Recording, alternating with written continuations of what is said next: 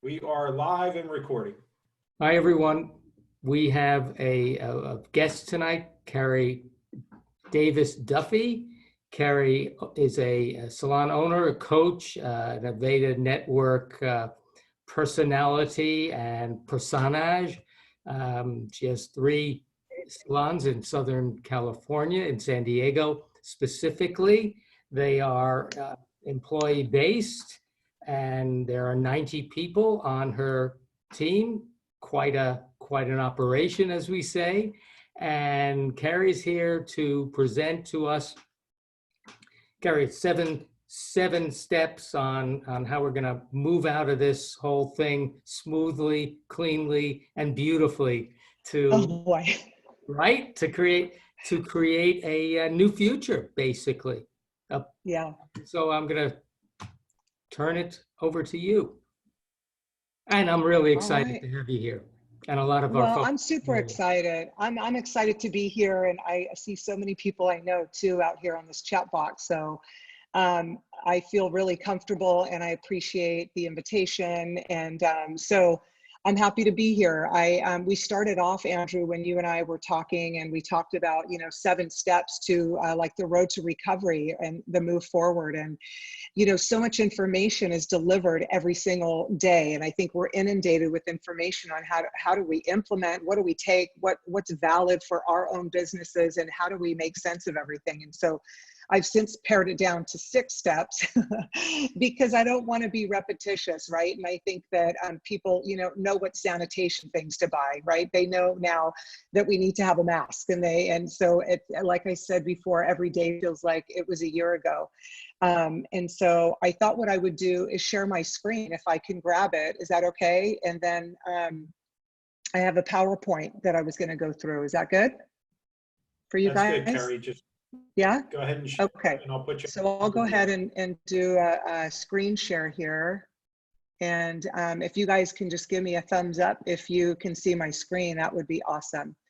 So I want to just start off by again saying thank you. And I am a co-owner of 3 locations in San Diego and California. My business partner, Carla Lopez Martinez, my mom and I actually started the business with 1 little baby location. I know Oscar very well. He was down the street from me when of my first location. So we've grown up together. And we opened in 1992, my mom and I did, and about 1,000 square feet. And so since then, we've grown. We have 3 locations, and I also work, as you said, with Aveda, and I travel and write business programs for them, and I've done that for 15 plus years.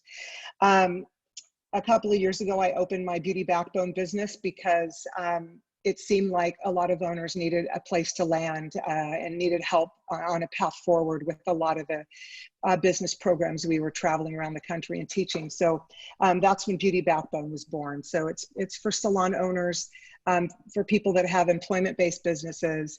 And look, I wanted to start tonight off with talking a little bit about leadership. And there is a class that I've taught for probably the past, 7 or 8 years called Culture and Leadership. And it is such a passion of mine to talk about culture and leadership, because we could have the best ideas and we could have the best team and we could know how to do the best hair. But if we don't have strong leadership in our businesses, and we don't know how to move people into a culture, I always say, and I know that people are going to think I'm repetitious when I say this, but if we don't create our culture gets created for us, and it gets created for us by just people that are like-minded, that get together. And if we do not instill what that culture is in our own company, then these little subcultures start to take over and create the very energy in our business. And so I wanted to start tonight off with this slide, Leadership in the Face of Crisis, because for some of us that have a little bit of fear to stand up and step in front and lead a team of people into what your vision is, boy, is it going to be challenging leading a team of people into this new vision. And so this to me is an opportunity for us to look in the mirror and take an inventory of what kind of leader we are and what are we willing to do to, look, I'm still working on a culture and I don't technically have any staff right now. You know, I had to it was a hard day, you know, March 17th, I had to lay off 90 people. It was, one of the hardest days of my life, I would say, and to look at these people and have to lay them off, but to let them know what was going on in a transparent manner and to continue to keep the culture and the trust up, even in the face of letting people go. So while I go through these 6 steps, there are things that I know you've already heard before. There's so much information out there in this fast-paced world. But my angle really is how do we show up as leaders inside the things that we have to do, especially with all of these new protocols and everything. So, so without further ado, let me just get busy on my 6-step plan to recovery. And we have a 6-step plan to recovery, the move forward. And the move forward came from my business partner and I, when this whole thing was going down and we're trying to plan and it's like crazy. I was talking earlier, like, you know, we're like Chicken Little, you know, the sky is falling. And then I kept referring to, well, what we did before. And she kept course correcting me and saying, this isn't about what we did before. What we did before is not relevant. This is the move forward. And I want to say that everything that we think about and everything that we do right now has to be in the mindset of what is going to be best for our business as we move forward. This is not going to be 2 weeks. The current reality is until we have a vaccine, this could be 2 years of working this way. And there's going to be cyclical work inside these protocols that we have right now. So we're going to be going over in this next hour team operations. And I talk a lot about optics. You're going to see this a lot and hear me talking a lot about optics. In fact, every year, I embrace a new word for the year that I feel is really powerful. And my word for 2020, when we launched our big company kickoff meeting, was optics. And usually when we think about optics, we think about how we see. Like, what are my optics around this? But that's not the kind of optics I'm talking about. The optics that I'm talking about are, how do people see me? Because as a leader, it doesn't matter how I feel about executing something or doing something or leading a group of people. The only thing that matters is how people see me and interpret in their mind how I'm doing, right? So they have their optics, they're looking at me and I need to speak into their optics.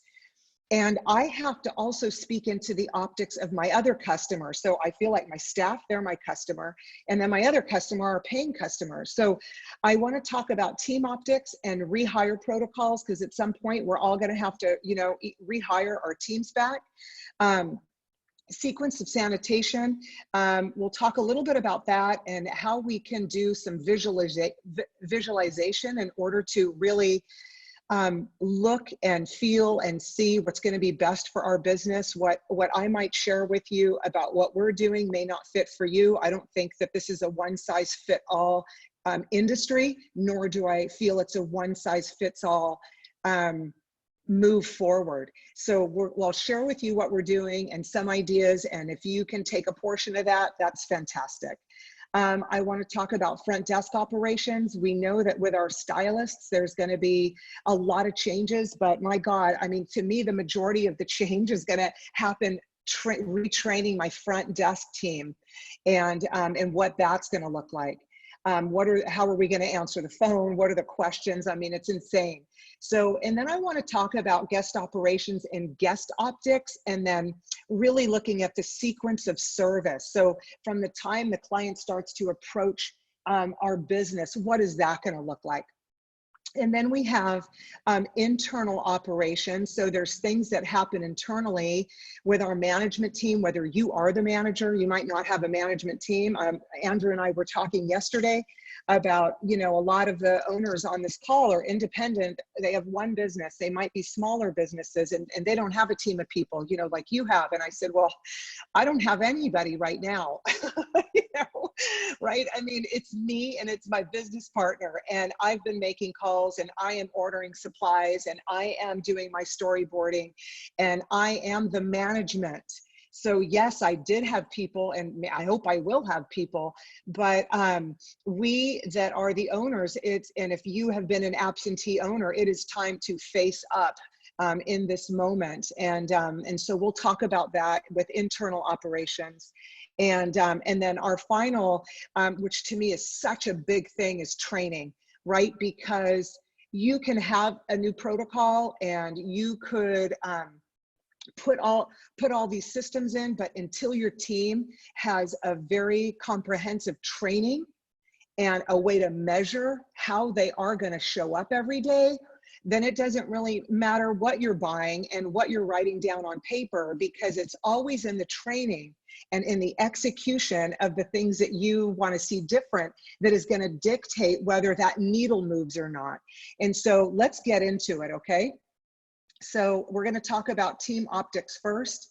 I thought this was, how did I find this picture, right? I just look up, you know, team, and I find people with masks on. I'm just like, what the fuck is this? You know, where are we right now? It's like, I don't think 6 weeks ago I ever would have seen this image, you know? So we're going to talk about team optics and rehire protocol. So I want to share a couple things with you here. Look, I put defining moments, and I talked in the beginning about leadership and about culture. And this is a time right now that is a defining moment. Your leadership is being looked at. When our teams are in the thick of it, and they're working and they come in and they do their work and they leave, and they're noticing, you know, that you're the leader and you're the manager, but I don't know that they're really thinking so much because they're busy. They come in, they work, they go home, they do their life, and they come back in and repeat, right? They repeat. But right now our teams are off.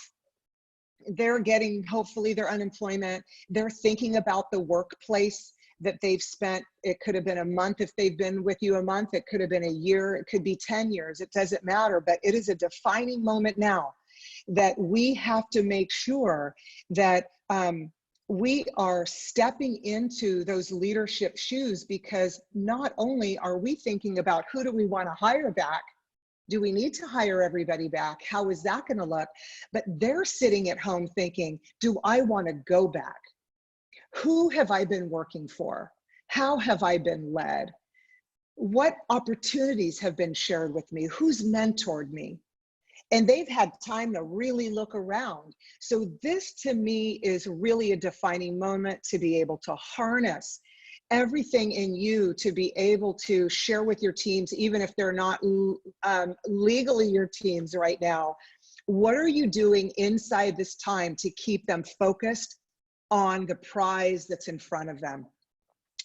I want to talk a little bit about need to do versus nice to do. So there's things that we as employers need to do. We need to, you know, buy masks. We need to create these protocols of sanitation. But what are the, when you talk about team optics, what are the nice to do's that connect emotionally your team with you and with your company? Look, we're all doing Facebook lives, right? We're all doing either Facebook lives, or we're doing Zoom calls, and we're doing cocktail parties, and we're doing, you know, all these things with our team. So this is a picture of my team.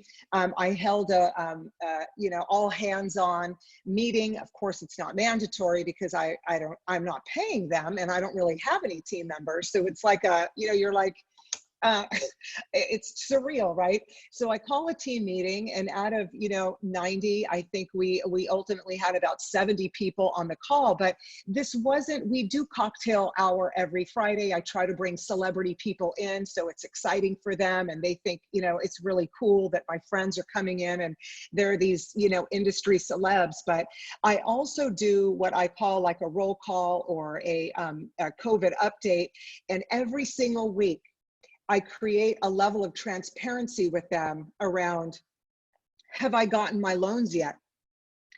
Where are we with regard to our sanitation and protocols? I will share my screen and put up pictures. These are the masks we got. These are the shields we got. These are the floor decals that we got. This is what I'm envisioning. I'll show them a video. And I have an agenda for them so that it's important that our team, this time that we're off, right? We've been off for 6 weeks or so. And as my business partner and I, and I'm sure every single one of you guys out here, you're visualizing the move forward, the road back, or the road that you're going to be taking when you open your doors again. It's important to take your team on that journey, because what you don't want to have happen is you're planning all of these things. You have your process over the 6 weeks or 2 months or however long we're going to be off. You already are good with now everything that you have created because you've had so much time to process it.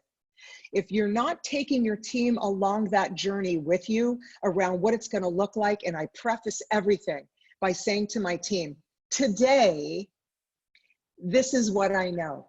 Tomorrow, it might be different, but today, this is what I know. Today, we don't have our loan, or today, these are the schedules, or today, these are the protocols. Tomorrow, it might be different. I say that all the time, but I want them to visualize and process with me as we move forward.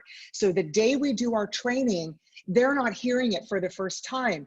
People learn and people digest information in layers, and I call learning, it has to be layered learning, right? I hear it, I read it, I see it, I do it, I practice it, I can then speak it, and then I know it.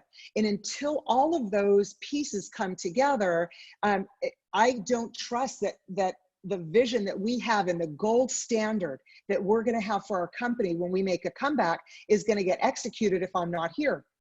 I can't afford that. So I have to take them on a journey with me. In this section right here, I want to talk about our rehire protocols. And again, I'm sharing with you like what we have in place right now, and it could change tomorrow. So I'm going to tell you the same thing that I'm telling my team, which is for today, this is where we are. So, all right. What do we have? So we have, look, we have looked at what the sanitation protocols are going to be. We've looked at all of the things we need to order. We have ordered, you know, disposable capes and masks and shields and gloves and decals and all the things that you see people talking about. But now I have to start envisioning what it's going to look like when we go back to work. And so I want to talk a little bit about protocols, and I have put these protocols in the order that for today, this is where my mindset is around the order it should be on. So create teams, hours, and schedules. What do I mean by teams? What we're doing is creating a team at 2 different teams to come back to work. And you've maybe heard of this concept, but I will share it again. We will have team A and team B. And the reason we have teams is so that they are working in isolation of each other, if you will. Team A will not be infused with team B's schedule at all. And the reason we're doing that is if we, God forbid, have somebody on our team that contracts COVID, we can shut down a team. We don't have to shut down the whole salon. So we might have team A that works, you know, Sunday through Thursday, and team B that works Tuesday through Saturday, and maybe team A has the whole Sunday and team B has the whole Saturday, and then we do split shifting throughout the rest of the week. So I think it's really important as you start to rehire people that we're rehiring people to our new culture. You're not just hiring people back and it's business as usual. We have to hire people back that are in agreement with what the new protocols are going to be. So look, all my team are like, oh, I can't wait to come back. And I'm thinking to myself, well, wait till you have to agree to everything that, you know, we have going on here. And then I want to see how many people are going to sign on to come back. You might not like the team I put you on, Hey, right? Keri, here's a question So, for you. This came up a yeah, lot today with the Team A and Team B. And if you yeah, guys weren't on early in the call, Keri's in California. We're on the East Coast in New Jersey. very similar simpatico thoughts about how to get back to business after COVID. But with your Team A and Team B, are you explaining to your staff that, hey, listen, contingency is if God forbid something happens to Team A and they have to be out for 14 days, Team B, just so you know, you're going to have to pick up some of this slack. Like it's the worst case scenario. We definitely don't want it to happen, but you guys have to be ready. Like as a like I don't know, disaster planning. Are they? Well, yeah, I mean, it's plan B, right? Plan A is that like we work in these shifts and all is well and we move forward, but God forbid, like you said, we have to shut down a shift, and then the opposite team will pick up the slack. Again, in California, it's very different with overtime and the whatnot, but I mean, usually in theory, the rest of the country would have very good luck with this. But yes, I mean, and you know what, whether that happens or not, whether people, and I do want to say, and I had to keep telling my team this, okay, you're on Team A, you're on Team B. Here are the hours that Team A is available to work. You don't have to work all these hours, but this is the Team A shift in the week. You don't want to work the Wednesday night? Well, don't work the Wednesday night, but you can't work the Wednesday morning because the opposite shift is working the Wednesday morning. So just don't work then on that day. So it's really important that they know that just because I have a shift for each team doesn't mean they have to work every hour and every day of that shift. That's just when it's available for that team to work. This is the time now in this downtime that if you don't have updated handbooks and wage policies and you need to make changes somewhere, you, again, I want you to remember, are rehiring people. So they have to be rehired in with current handbooks. I mean, there are going to be things now in our employee handbooks that are going to have to change based on what's happening right now. Wage policies, if you don't have employees now because they're laid off, when you hire people back, what do those practices look like? So I just want you to start thinking like, are my things current? Is anything in here? Read your handbook. A lot of us, so we're redoing our handbook right now and I'm reading mine, I'm like, who wrote this? When was the last time I read my own handbook, right? I mean, even though we hire people in with the handbook, I had to reread it and we have to change things and we have to make sure that things are current. With job descriptions, a lot of people and a lot of companies or salons that I'm coaching, when I ask them and they, look, as a coach, you hear everything. And I know you guys that are coaches out there can relate to this.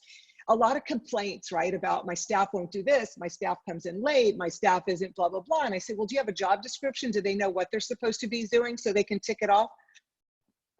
Well, no. And it always makes me kind of, cringe a little bit, because if the team doesn't know what's expected of them, then how do we expect then for them to execute what we expect through osmosis? That just doesn't work like that.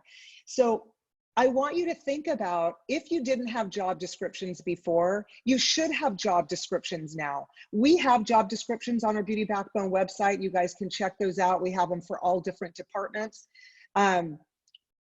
These job descriptions, though, now are going to be very different. What we want our team to do now, I mean, when you think about it, we could be like, I'm the opener, and I go, hey, Susie, she didn't clean the bathroom, and I mean, that was her on her closing shift, and she didn't clean the bathroom.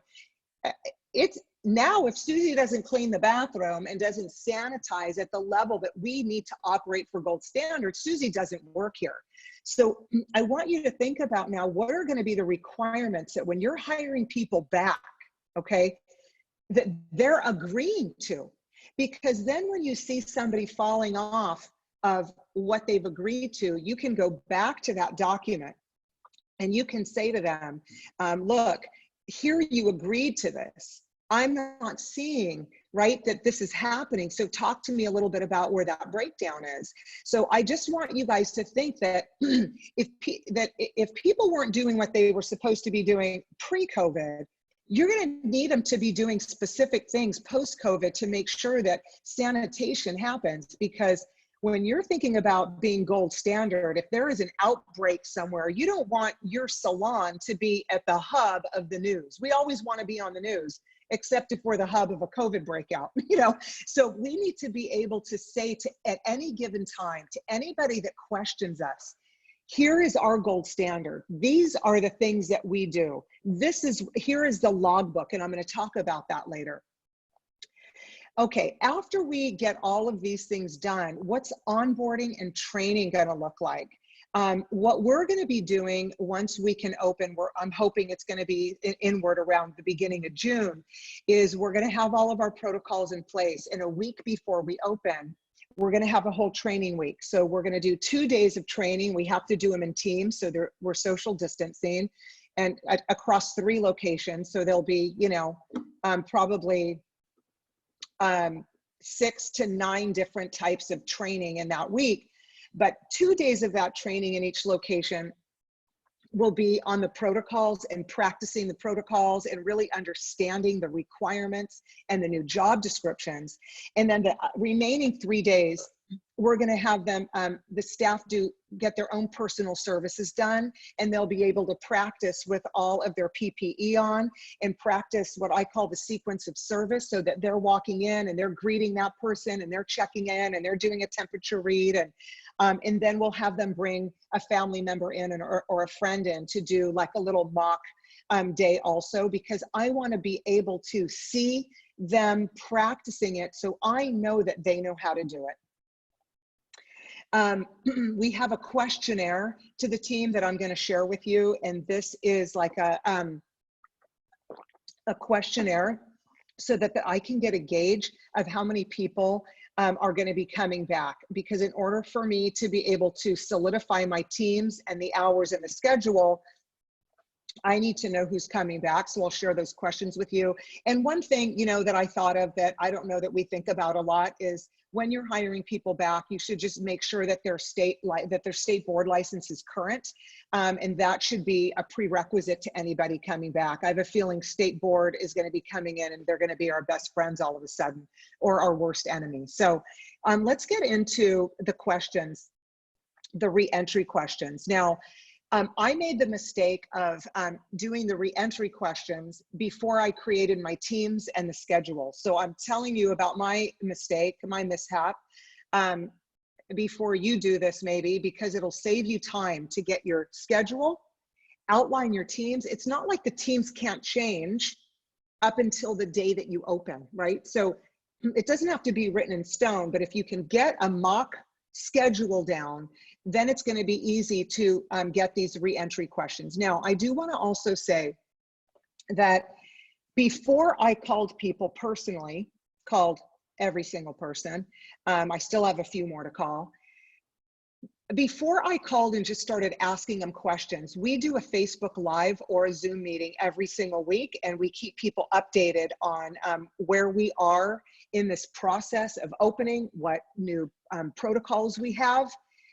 We then offer little Zoom roundtables that are little mini focus groups with the team, so we can continue to hear their ideas, and they play devil's advocate a lot. They're really good at that.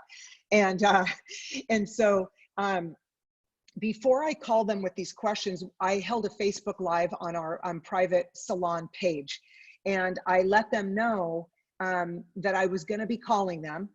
I let them know what the questions were, because I wanted them to think about the questions ahead of time. So there was no surprise once I called them. Okay, does that make sense? So the questions are pretty easy. If we were to open between 5/1 and 6/1, 5/1 was a pipe dream then, are you open to reapplying, or are you planning on rejoining the team? And I have on my document, I have a Word doc, and I either circle my yes or my no. If it's no, I find out why and what's going on. I don't really need to ask any other questions, right? That would be cut very short, and off the Facebook group they come. I say there's going to be new practices in place to social distance. We'll be operating at a 50% capacity, and the hours could range from 7 a.m. to 7 p.m. That being said, are you still open to rejoining the team? Your shift could be 7 to 3 or 3:30 to 10. So, or both, depending on the day. If this is the case, are you still open to rejoining the team? We'll be coordinating 2 different teams of people, Team A and Team B, coordinating schedules for each team, working independently of the other. It'll look different prior to COVID-19. Are you still open to joining the team? This is the team I have you on. This would be the schedule. Yes or no? Is there anything holding you back from working with a start date of 5/1 to 6/1? Again, I'm trying to see what it's looking like with how many people per shift.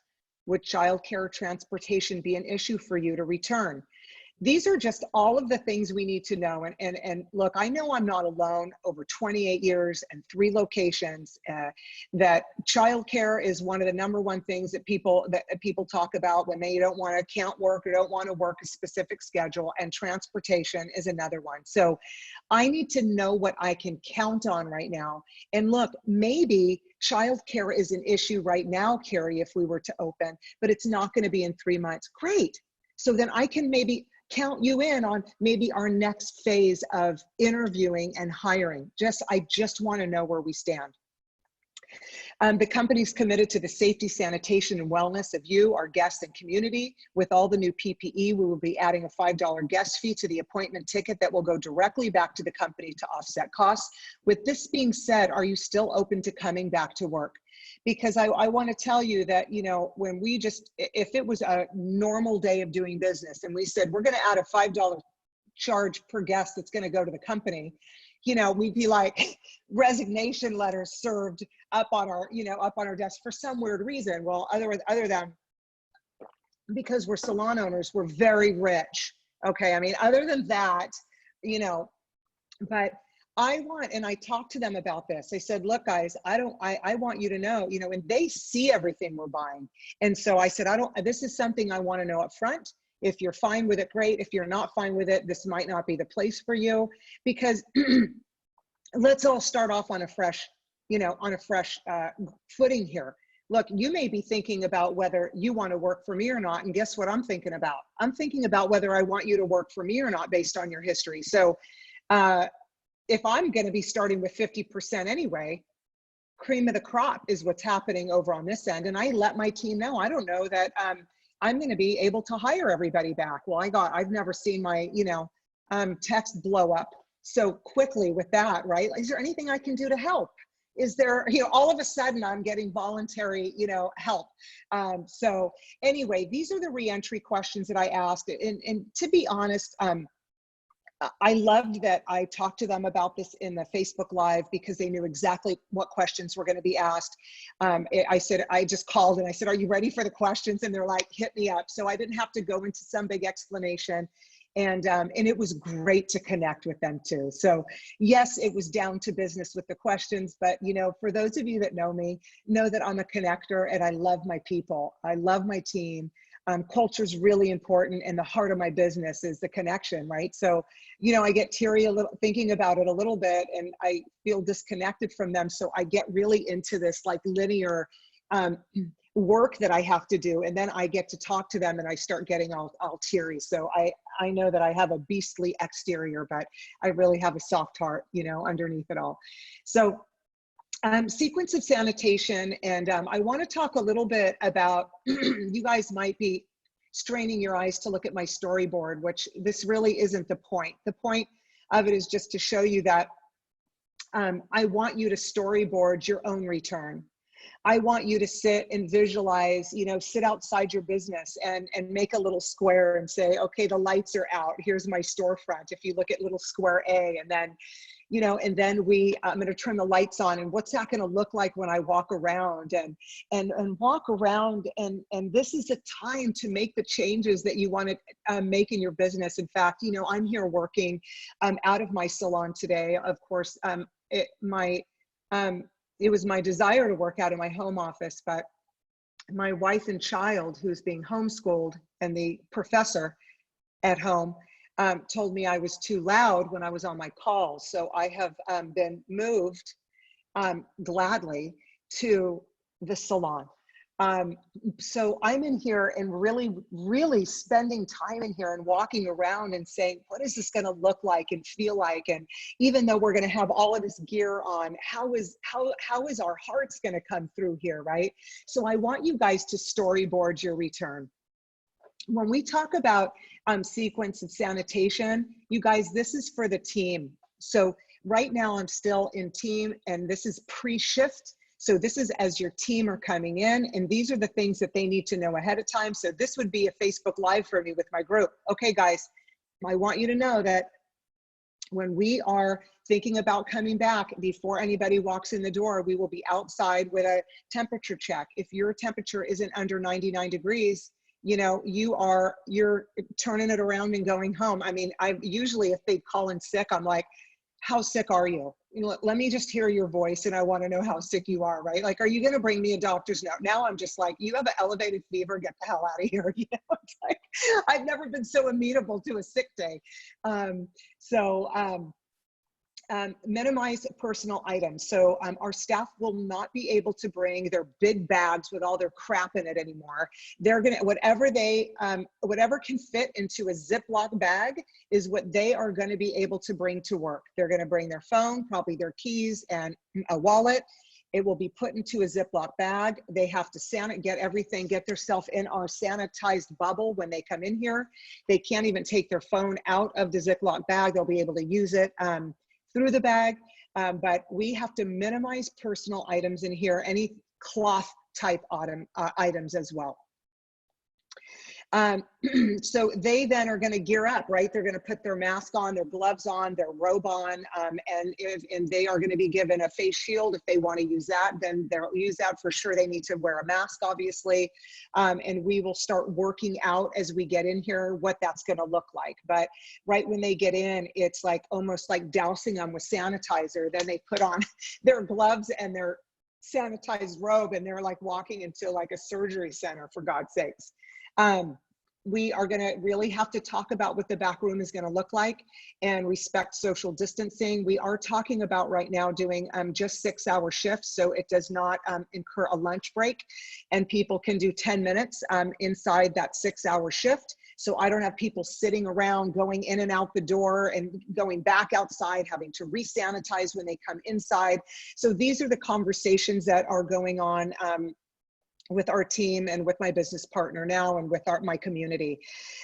We will have a sanitation station for their tools. So what we're envisioning is that in the back we'll have a sanitation bin, and then everybody will have like those kind of net laundry bags, if you will, to put their tools in, and then they'll be able to put their own tools in that bag. It's like a net bag, and set it inside the barbicide, and then that's how then people can pull their own bag back out and they'll have their sanitized items. So again, you know, I think until we all get going and start working on it and working the kinks out, all we can do is have a solid plan instead of walking around hoping that everything works. So I always want to have a solid plan and know that I have to be flexible. All right, front desk operations. And so let's get into this. You can see I have a plexiglass desk here. I mean, it's surely not representative of a desk we're gonna have, but plexi is the new black, you know, I guess you could say. You know, I wanna talk a little bit about what services are offered in phase 1. I also wanna say, and I don't think I mentioned this, is that one of my best friends who, she and I have been friends. Her and her wife have lived in California for, I think 6 years, and we met after they had been here a year. So we've been very good friends for 5 years. We travel with them, and we just have become thick as thieves. In their past life, they're from the UK. They had a healthcare company in the UK, and they did drug testing for big, you know, corporate contracts and stuff like that. They sold their business for millions. They moved out here, and they're retired, my age and retired. Oh, how one could just dream, right? But anyway, all I know really from their past life is that, you know, they did drug testing, and they had these contracts, and they had hundreds of employees that were nurses and traveling nurses and blah, blah, blah.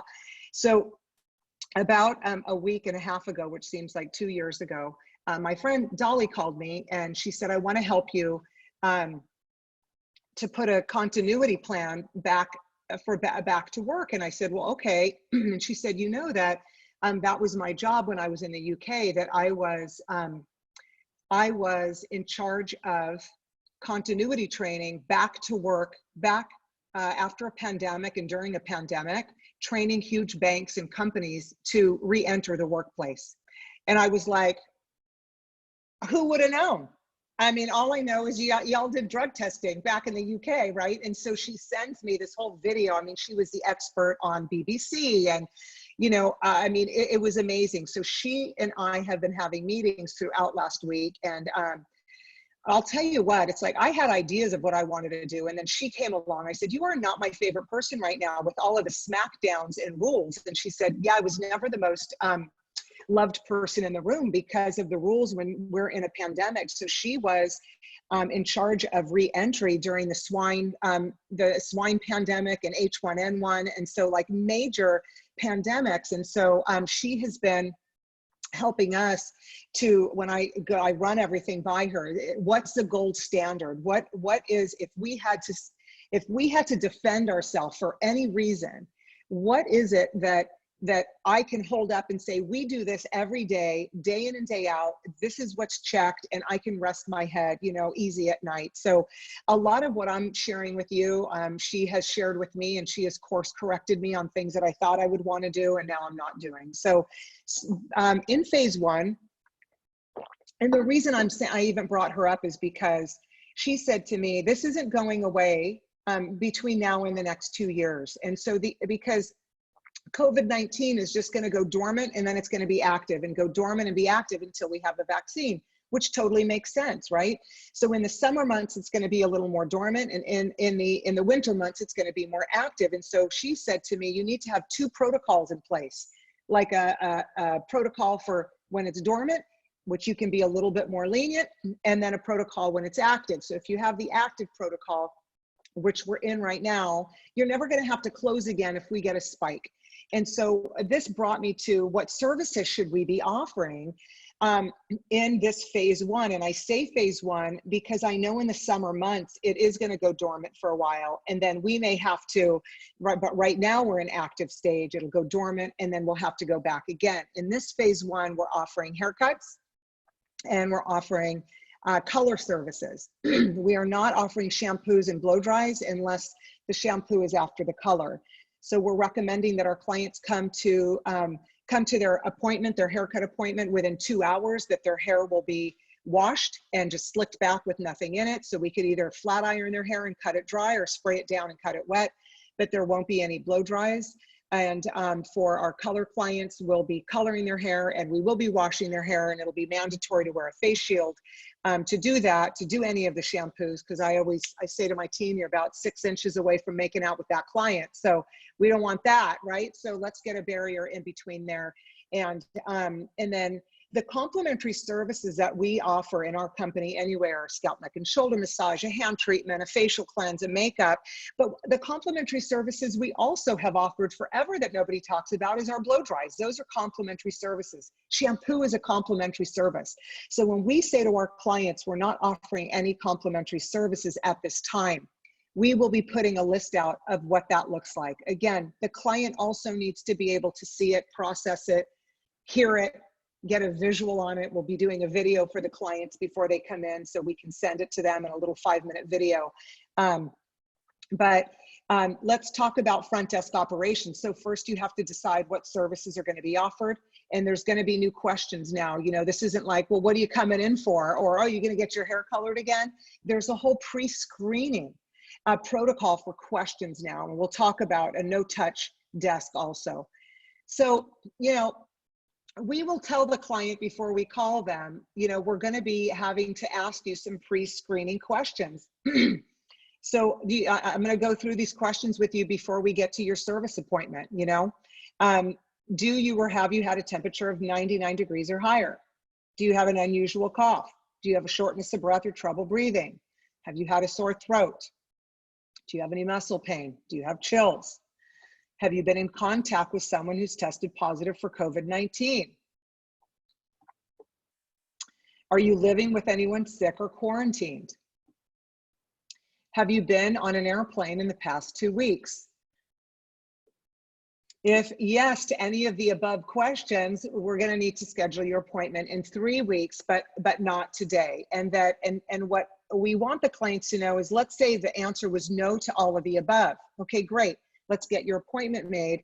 And we just want to set your expectations up for a win-win for all of us. Once you come for your appointment, you'll be asked these questions again. I know it's going to feel repetitious, but it's, I don't know, 1 day, 2 days, 3 days, 5 days before we're going to see you again. And it is our protocol to make sure that we are committed to the safety, sanitation, and well-being of everybody. And this is our, I don't know what to call it, but it's our phrase around everything now: safety, sanitation, and well-being. So it's a safety, sanitation, and well-being guest charge. It's safety, sanitation, and well-being for the community. So this is like our catchphrase, I guess, if you will. And so again, when we're training our guest relations or front desk team, what is the scripting, right? So if you have somebody that's, you're coming in, you're paying a minimum wage to make these calls, and the client's like, well, you know, I've been on an airplane, but I don't have any of these symptoms. So we're recommending, and what we're putting together right now is, we have our questions. These will be our questions. That'll be in column 1, questions. Column 2 will be the answers to the questions. And then column 3, I'm going to script out what the responses guest relations team is going to need to have based on the answers, because I surely don't want to rely on just somebody's gut feeling of an answer they should give a client. So the more prepared we are, the smoother things are going to run. And even though we're hyper prepared, we still will never be fully prepared until we're in there and we see what's not working right. So now we can get into the questions about your hair, but I mean, now it's really about, you know, we know a haircut is a haircut is a haircut. So we're a specialized salon. So we have our haircutting department. Those timings aren't really going to need to change. We'll do 45-minute haircuts. It'll take them probably 20 to 30 minutes to do the haircut. They'll have 15 minutes for their guests to be able to check out.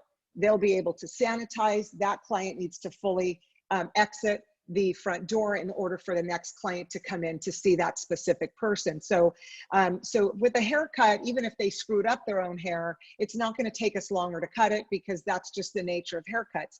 Color is a different story. So depending on what color, and did they dye it, and is it going to be a corrective color, and was it bleach, and now the, you know, the heat band. I'm a hair cutter by nature, so I don't even know about all that, but there's some heat band, and then the color, and you guys know what I'm talking about, right?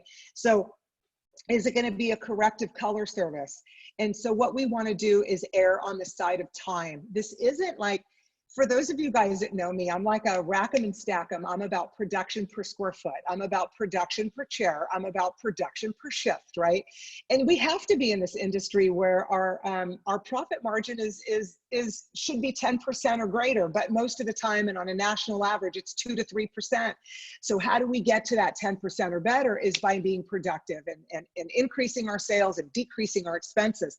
That is not the game we're playing right now. Right now, this first couple of months that we're getting back to business, we err on the side of time. It's not about getting the money in. Yes, we have to get the money in, but let's get our routine down. Let's get the protocols down. Let's get the clients in and have everybody feeling comfortable. So I think, look, we have waited a long time. We all are sitting in debt, trust me. A lot of us haven't gotten our loans. I'm included. I want to rack them and stack them, okay? But I have to practice patience right now and exercise my patience muscle, which is just so weak. But I'm going to exercise it because I think it's really important for the safety, sanitation, and well-being of the community. So slow as you go.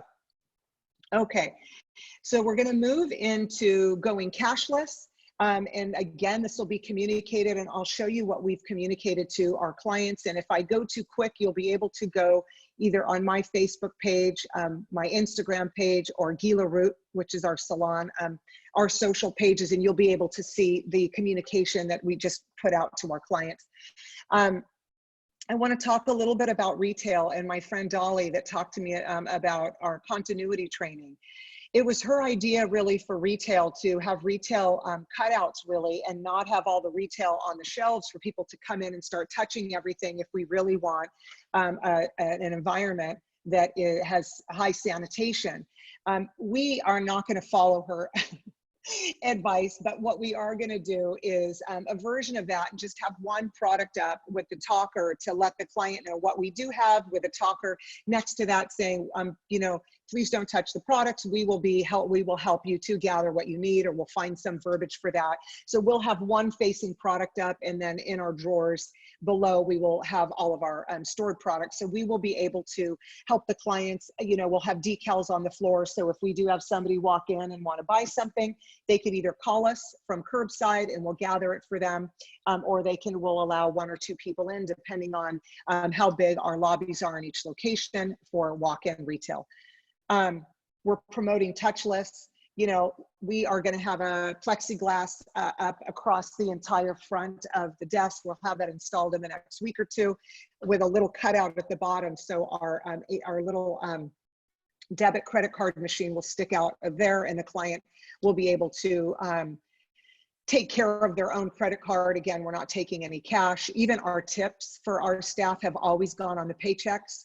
I know that people don't want to pay taxes on that, but I'll tell you what I love about that. Instead of one of my employees getting a $1,200 paycheck, they get a $2,500 paycheck, and they never really look at what that comes from. And so I like that. I like that they can have that on their W-2 and buy a house and buy a car. So for us, having the tips on the credit card is really not a big shift, but for some people it might be a big shift if they don't want to take cash. And then what are the sanitation protocols after each guest checks out? So our check-in, which I'll talk about in a minute, will be outside or right at the front door. And so at the desk really will just be checkout. They have to have their own protocols. How are we doing on time, guys? Are we good? Andrew? Okay, everybody? Yeah, we're good. We're good. Okay. I'm trying to talk fast and not too fast, so. Okay. You're doing great. Okay, thank you. You're welcome. Okay. All right, so guest optics and sequence of service. So let's get into this. We have our guest optics. I talk a lot about optics, like what is it that the guests are seeing? How are we communicating with the clients in this defining moment? If a client is going to, everybody's talking about their hair. Hair is on every major news channel, every major talk show, all over the internet. I mean, it's more that people are like, people would pay me so much money to do their hair right now. I mean, I could be rich. I'm not doing it. But I mean, this is like a vanity issue right now. People want their damn hair done, right? And so if salons aren't doing hair yet, they're not open yet, and a client is sitting and they're on the internet looking at salons everywhere, and we're talking about optics here, and we have a salon A over here with a gold standard that's communicating what they're going to be doing, and they're committed to the community for safety, sanitation, and well-being of their staff, of their clients, and the community at large, versus somebody that's just going to open their door and throw a mask on. It's a defining moment for our customers too, around where they are choosing to go. So the information that you're putting out is going to dictate what is going to end up coming back, okay? And then we'll talk about sequence of service. So I want to talk a little bit about optics right now. This is a little collage. We've seen collages of all sorts. Some of my staff put this collage together because we did, right when we closed, we started a GoFundMe page. And I was so heartbroken for my team because it took so long to get unemployment. Some people after 5-6 weeks are still hung up and not getting their full unemployment yet.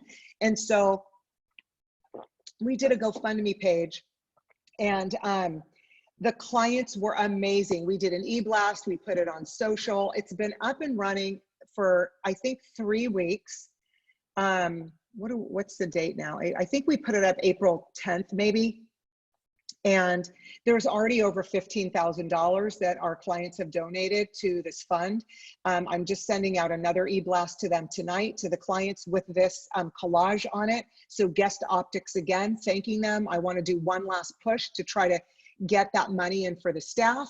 And so by May 5th, it'll be in. So the following week or week and a half, I'll be able to distribute it. And I was going to film this for the clients to do like a time between 11 and 1 or 11 o'clock. They'll do the staff will do like a parade in their car, and I'll hand them envelopes, you know, we'll cash it out and give them cash in their envelopes, so that they can really get the benefit of the client's generosity. And I think the clients feel like we do so much for them, and they were really able to do this for us. And we've gotten amazing notes from them. Again, optics for the client.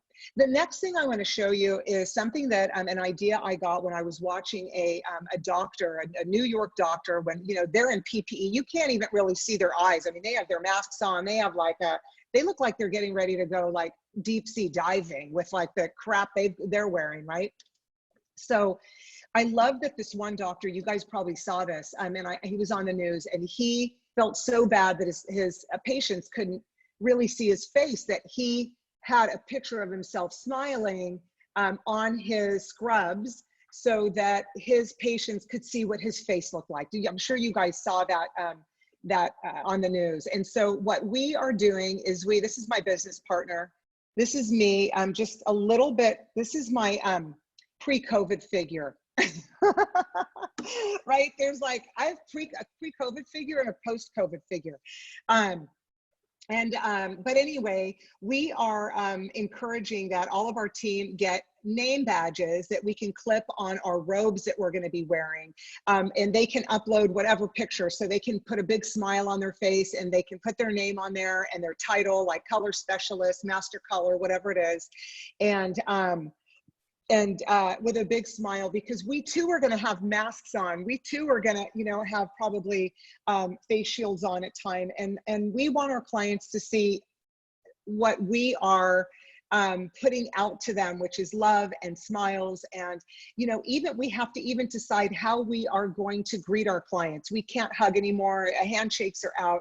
So what is going to be the collective sign, if you will? You know, is it going to be this? Is it going to be a hand over the heart? Is it going to be this? Is it going to be, you know, this? I mean, what's it going to be that we're going to train our company to let our heart shine through, even though our faces can't shine through right now? All right, so we're going to move on to now when the client, the pre-entry protocols for the client. I'm sure you guys have seen this all over the place. I'll just zip through it. But again, it's going to be the same for the clients as it is for the staff. A temperature reading pre-entry. Same questions as the pre-screening phone call. We are going to have a guest waiver, and that just is out of, and the client will know we'll have a guest waiver. So before they come in, they will sign a waiver waiving any liability or responsibility to our salon that should they, God forbid, contract COVID, that they can't then start coming for us. So we will have a waiver. Our guests will also know that when they come in, they also can only bring personal items that will fit and be placed in a Ziploc bag. That's it. So they can bring their keys, their phone, and a form of payment, but no purses, no bags, and no computers. So they're going to need to know that. And so when you think about them stopping at, so in our case, we live in Southern California, we have great weather. We're going to have our pre-entry protocol happening outside. We'll have a podium. We will sanitize the guests' hands. We have a spray sanitizer. They'll be given gloves. They'll then put their cell phone in a Ziploc bag. They will be given a mask. We have 2 types of masks we'll be issuing. I think we'll start off with the disposables, but we also have reusable that we'll be sanitizing through laundry, that we ordered 600 of those. And so they'll be given their mask, their gloves, and also a disposable cape at this time. We will transition into regular capes probably after this first round of appointments. But again, when you think about it, when you think of going into surgery, right, you're given a bag, and in that bag is like your robe and socks, and you got to put your personal items back in that bag. So we can kind of think about taking some ideas from that. Our guest changing room will not be operational. We want to minimize touch points. one person per appointment. So nobody can bring any family or friends in. We won't have, not only will we not have a changing room, but there's not going to be a waiting area.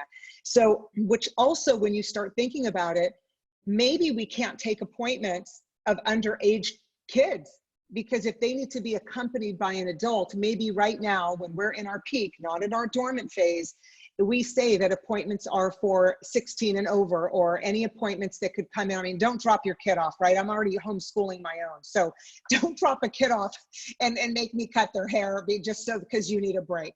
So I think that we all need to think about what that's going to look like in our own world. Once the guest enters the salon is when the service really begins. For some of you know my friend Van Council. He owns Van Michael Salons in Georgia. They've been open for 6 days.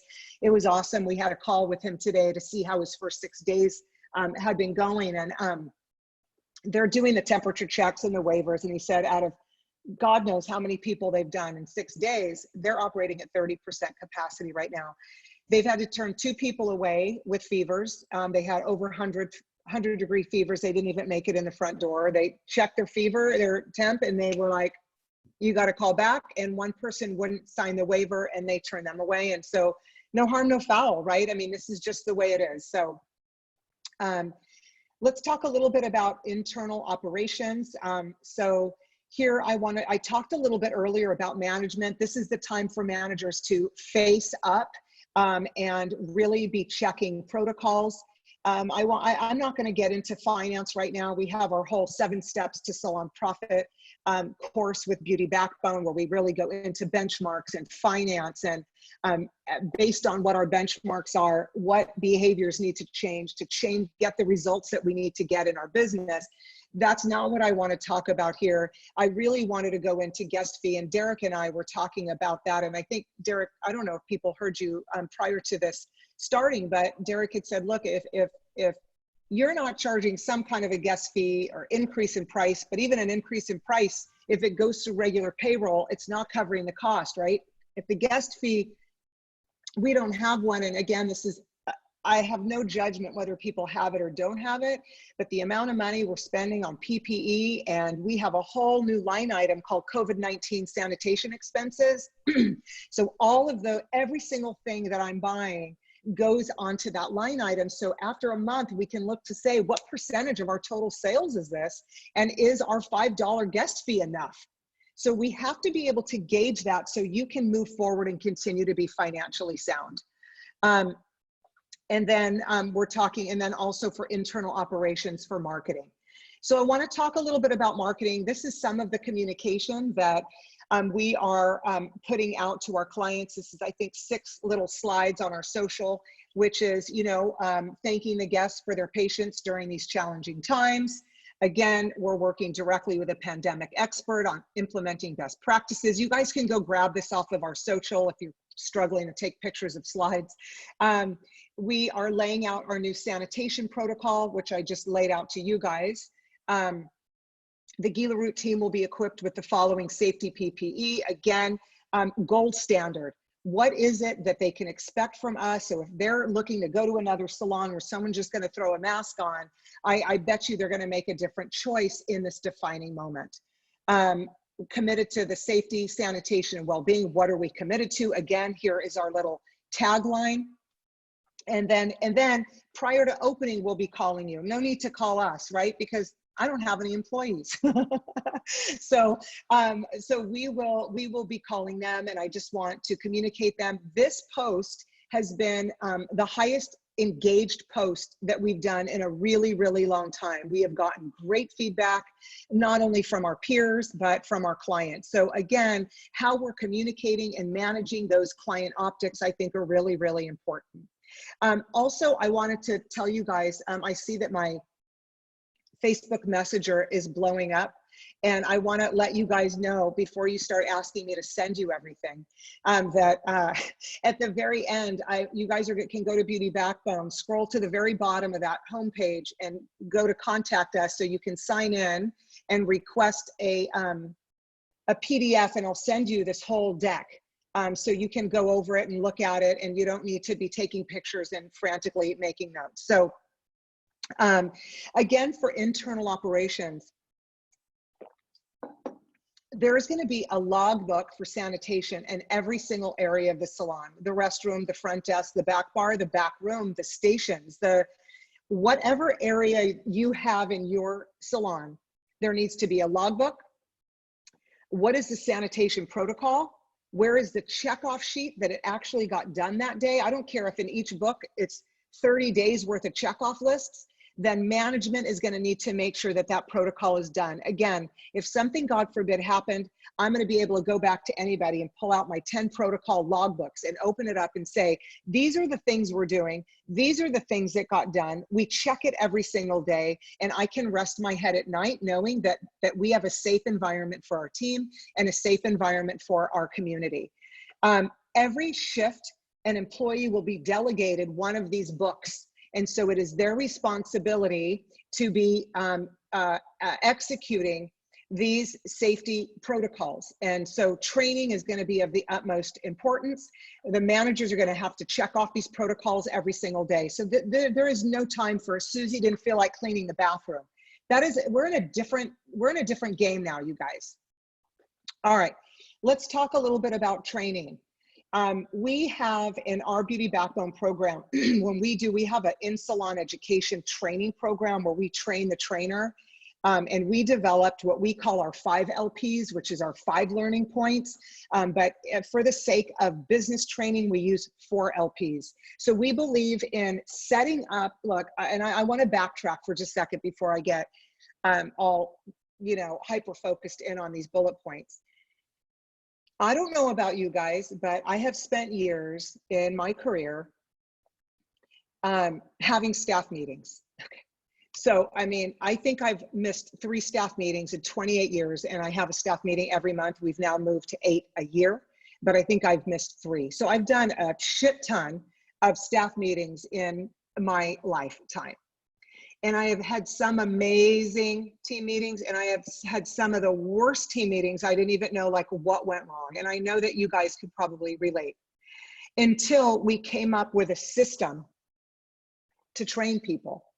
So if we don't have a protocol for what a team meeting should look like, a system, a specified agenda of what we do when we open, what do we do to deliver the meat of the information? What do we do to have people practice so we know that we can check them off, and that when we get back into the salon, my expectation is going to be that you know how to do it because I actually saw you doing it when we were practicing that. And then what do we do to celebrate success? Or in this case, what do we do to give certifications of completion? So I just want to start thinking about people learn in a layered way. They see it, they hear it, they have to do it, and then they have to speak it in order for us to know. When you think about, for those of you out there that are educators, the only way that you can be an educator and stand up and talk about how to do a haircut is if you actually understand how to do a haircut. You can't be like, well, I'm going to pull the hair out here a little, and if I pull it up or pull it over to the side, I mean, you have to be able to know it in order to execute it and do it. So in Beauty Backbone, we've come up with our 4 LPs. And again, I'm going to be sending this deck to you guys if you guys go and just request it. And so we've laid out, to me, most of our staff meetings or trainings are 2 hours. Some big trainings might be all day, but these trainings could be set out where how do we take 20 minutes to engage the team? How do we define exactly what we're looking for out of this training? You can see that under the Create LP, that this is really about practicing, and then Express at the end is debriefing what people got out of it and how they maybe put their own spin on it. So we have to now set up all of these protocols we talked about, all of the different ones, okay? You plan your training. We don't wing it. You plan the training so people don't feel like they're wasting their time in your education. We execute the training. I really am an advocate, and I'm envisioning this for our team, that we create a test out or a certificate of completion. Our training is going to be a 4-part training. I don't know what all the parts are going to be. It might be in guest sanitation protocols. I don't know what I'm going to come up with the 4 pieces yet, but what I'm envisioning is a certificate with the 4 classes that we're offering, okay, with the stylist name on there. And after each class, there'll be a line for a checkoff that they finished, they completed these different areas of training, kind of like when you go to the barbicide.com. Now you can go and get your barbicide certification, that you have certification in sanitation. So we'll have that on the station for each person. That's mandatory when they come back also. They have to bring that in. But they also have from our company a certificate of completion with management sign-off that they learned how to do A, B, C, and D. And again, look, I'm speaking to staff optics, so they know how important this is, and I'm speaking to client optics now. So do they have to put that up on their mirror and show it? Does it mean they know it anymore? No. But does the client look at it and say, damn, I am so glad I chose this place. Hey, Susie, guess what? Or hey, Janie, guess what? Guess what my salon is doing? So I want you guys to think about gold standard. And, you know, I don't know how many salon owners I work with that get so frustrated that they implement some system, and then you let the inmates loose in the asylum, right? And then the system is not being implemented. And so I always tell people, it's like, it's not a one and done situation. You train, you monitor, and you retrain.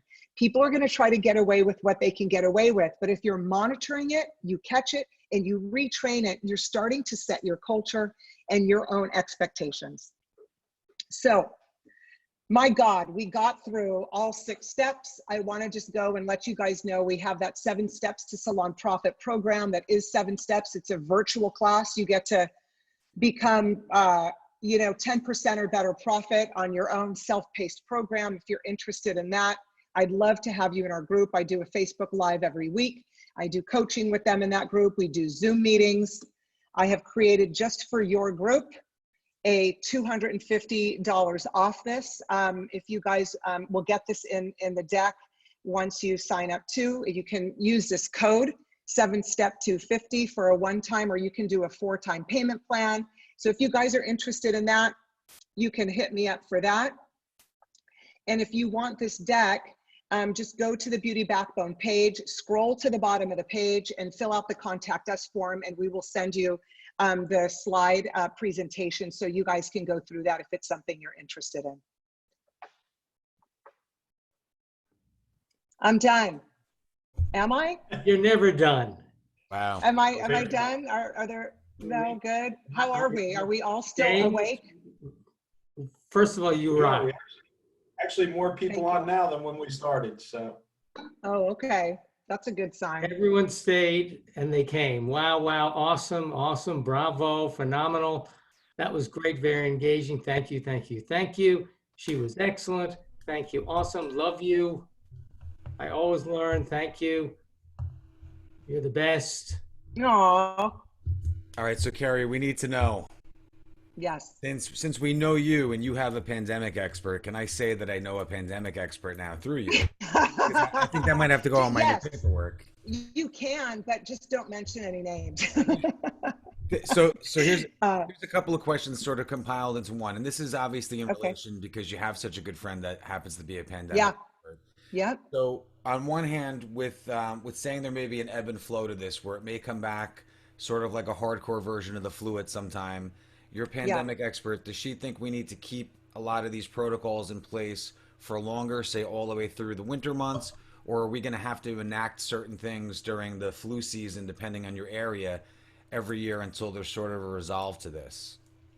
Yeah, that's exactly what she said to me when we started our training and like our our protocols, is that this isn't going to go away because, you know, people are going to have it like they have the flu. Right now, I mean, it is a deadly virus because of the nature of it, and there's no vaccine for it. So there is, and she wants us to have, and so I'm now the messenger, the industry messenger, that there are 2 different protocols that we toggle. That when it's dormant, we have a little more relaxed protocol, and when it's active, like in the winter months right now, and in the winter months, we go into, you know, no blow drying again. Maybe there's blow drying in the summer once it flattens out, and we can do some blow drying. But, you know, for us being in Southern California, the East Coast is really, what we look at to say, oh my gosh, you know, it's cold, they're going to start peaking. We need to start looking at what's going to go on here. So yes, as the flu season starts to peak, you guys need to do what I call the smackdown protocol, right? And so that's where it needs to be a little bit more strict. And she's recommending then when it's more dormant, you can loosen the reins a little bit, but not until there's a vaccine can you really not be wearing a mask. You know, so the face shields might be something that can be loosened. The blow dry is something that can be loosened. The shampoo is something that can be loosened. But then you have to know to be able to go right back to it again, so that your team are safe. And she said, if you can become really good at toggling between the two protocols, you're not going to have to close again. In fact, Van, in talking to him today, he has a bunch of salons in Japan.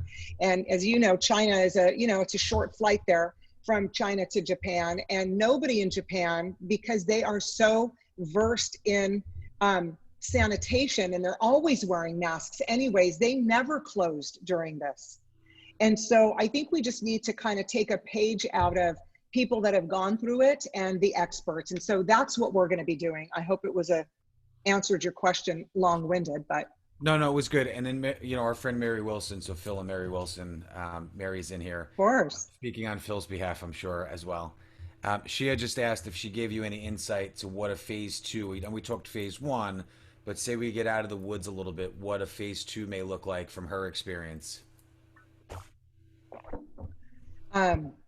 Well, phase two would be, phase one is active, phase two would be dormant. So that's what I was saying with regard to blow drying, shampooing, maybe not the face shield, but you still have the mask on, and still with the sanitation. The sanitation we should have been sanitizing like this anyway, for God's sakes.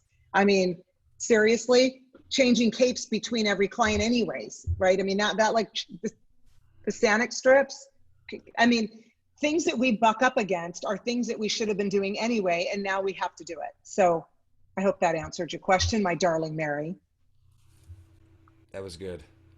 Andrew, you want to ask some of the ones from the Q&A inside the group? Yeah, let's see. Well, someone said, you know, I feel badly for the apprentices washing everyone's clients. Your thoughts? Well, look, my apprentices keep asking on our group calls, like, is there going to be a place for me? Because we're going to be taking, you know, maybe longer, maybe there's going to be no shampoos. I want to be able to employ them. If they want to be employed, I'm also, and I want you guys to think about this. Our apprentices who are different than our assistants. Our assistants are licensed. Our apprentices are going through an apprentice program, so they have an apprentice license to shampoo. But our assistants and our apprentices both are cross-trained for guest relations. So they could be working even if they're not shampooing, because maybe in this phase one, there's less shampooing. And so I mean, the way I'm thinking about it, I have to have one person stationed outside the front door, and one person, every shift has to have two people. So we have to be able to cross-train people too, and that may not be their only job to shampoo. Do I feel bad? No, I don't feel bad. I think the chances of getting it are slim anyways, even though, you know, all we see on the news is just massive amounts of people, and it is a lot of people. But when you look at it in relationship to the amount of people in the world, I don't know that the chances are really high, especially fully equipped with PPE. So I don't feel bad, because I feel like we're committed to their safety. Mm-hmm. I have a question for you. Do you have any spa services? Or you just... We do not do spa services, other than we do like complimentary facial cleanses at the back. But I do want to speak to spa services, because I asked my expert about that. And I said, well, what about like we do brow waxing and we do lip wax, we do some waxing services, but this speaks to spas. Nothing can be done without a mask. So if you just put that in your mind and you say, okay, I can do things with someone wearing a mask, what can I do? And anything above and beyond that right now is not recommended. Okay. Both people wearing a mask. Both people wearing a mask. Because I know in the network, there are people who have spa services, and that's... Absolutely. Let's see, Keri, a few things I think you answered already. Somebody asked if you're planning this training before you reopen. Obviously, you seem like you've been training all this time while you're closed, if that makes sense. Well, I'm training myself. I'm training my business partner. We're like training for the big fight, right? But like I had mentioned before, every week that we meet with our team, we meet with them really twice a week. And people, some of them show up, some don't show up because again, it's not mandatory. But one of them is our Friday night happy hour, and we just have drinks and catch up with people and see their babies and their dogs and this and that. But the other one that I have usually on a Monday, which is mid-afternoon, it's my update, and it's like my briefing. It's like the Gila Root briefing, and what I had mentioned before is I don't just show up and have a briefing. I am literally ready with my talking points because I want to have, in a certain way, in a certain manner, I want to be able to deliver information that is layered learning. So I'm hoping that as I do my briefings and my updates every week, I'm taking them on this journey of one of the layers of their training. So when they show up, which will be the week before we open to do the physical training, they've already visualized what it's going to look like, feel like, and be like to be in the salon. Yeah, I like that. I think that's important too. And I know obviously you're in the salon now, and I've made my trips there back and forth. It's actually kind of nice with nobody there, to be honest. But I know. it's nicer when it's making money. But it was just kind of nice to be. My bank account's not nice, but it feels peaceful. But I've even done that. I mean, I've done my measurements to say, okay, what would 6 feet apart here and there look like? And you sort of do the walk in with your eyes closed and say, okay, I'm the client. What's going to happen now? I'm going to sanitize here. This is where this needs to go. And I think finally, I feel like this past week and a half, some of the owners that are in our group and that we know are getting their head out of the sand, right? It's like, they've been upset, they've been disappointed, PPP round 2, who didn't get their money yet, who didn't get unemployment. And it's like, listen, if you have the capacity to open and you plan on it, you better start working, because it doesn't seem like these states are giving us way too much notice. It'd be great if they gave us 2 weeks notice, right? So you could say, okay, let's have a team meeting, get everybody on staff's hair done. And it seems like, oh, hey, by the way, there is, to that point, James, there's a huge lag time for PPE. I mean, I ordered stuff, at the beginning of this month. I mean, I just got my floor decals. I'm still waiting. I have my masks. I'm waiting on my face shields. So I'm waiting on my disposable capes. I could, in the meantime, use capes, but things have a really long, barbicide has been back ordered for, I don't even know how long. So if we can't get what we need, we have to start sourcing alternate things. So look, we as a group, we were talking prior to going live, and I had said to these guys that when this first happened,